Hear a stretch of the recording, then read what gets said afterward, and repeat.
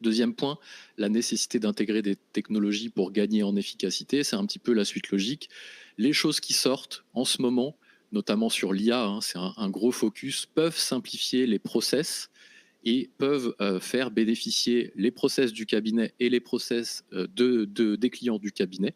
Donc il faut s'y intéresser, il faut quelqu'un qui regarde ce qui se passe, encore une fois, qui fasse de la veille et qui soit référent sur cette partie-là. Troisième point, auquel on ne pense pas toujours, mais l'utilisation des outils digitaux dans le cabinet et des process digitalisés dans le cabinet, c'est désormais un critère de choix pour une entreprise dans le choix de son cabinet. Ça, c'est concret, c'est réel. Quand une entreprise va vouloir se tourner vers un cabinet, désormais, je ne sais pas si ça vous est déjà arrivé que vos prospects vous posent ces questions-là. Quels outils utilisez-vous au quotidien dans le cabinet? Les outils que vous utilisez vous pour vos process et ceux qui seront mis à disposition euh, communs entre le cabinet et la société utilisatrice. Et désormais, c'est un critère de choix parce que les entreprises veulent utiliser des outils digitaux, veulent avoir une visibilité sur ce qu'il se passe. Est-ce que je sais pas, bon, la facture a été saisie? Est-ce qu'elle n'a pas été saisie? Payée, pas payée? Poser les pièces jointes sur un espace, etc.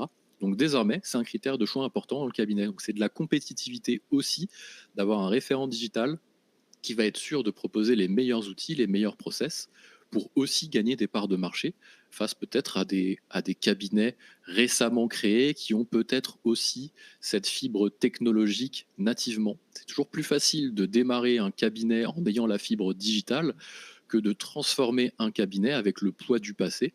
Donc vous avez des nouveaux acteurs qui se lancent, qui ont cette fibre digitale, et vous avez des anciens acteurs installés qui vont peut-être qui vont mettre peut-être plus de temps à se digitaliser. Donc le référent digital va aussi simplifier ce passage-là, à la fois sur les process, à la fois sur les outils.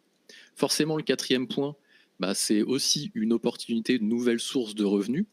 On l'a dit aussi tout à l'heure, la tenue comptable pure, qui est une partie plus ou moins pourcentage élevé en fonction des cabinets qui est intégrée dans la lettre de mission, cette partie-là va se simplifier, va s'automatiser. Donc on va aussi proposer dans le cabinet des services complémentaires.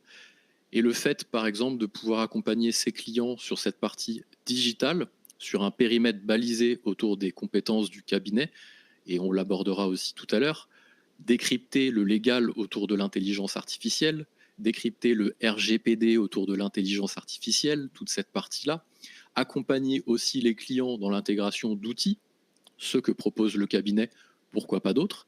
Donc c'est intéressant aussi d'être toujours ce médecin de famille, ce bon conseil, ce bras droit du dirigeant qui va aussi calmer les choses. Il y a plein de choses qui sortent sur l'IA. Attention, ça c'est une IA qui est, je vais dire une bêtise, en Chine. Il peut y avoir des choses sur la partie data. Ça c'est une IA qui Patriot Act, même chose, il peut y avoir un sujet sur les data. Celui-ci respecte pas le RGPD, attention. Voilà. C'est juste de continuer ce rôle-là de conseil aussi désormais sur le digital qui prend de plus en plus de place. Ça c'est le quatrième point qui me semblait être important.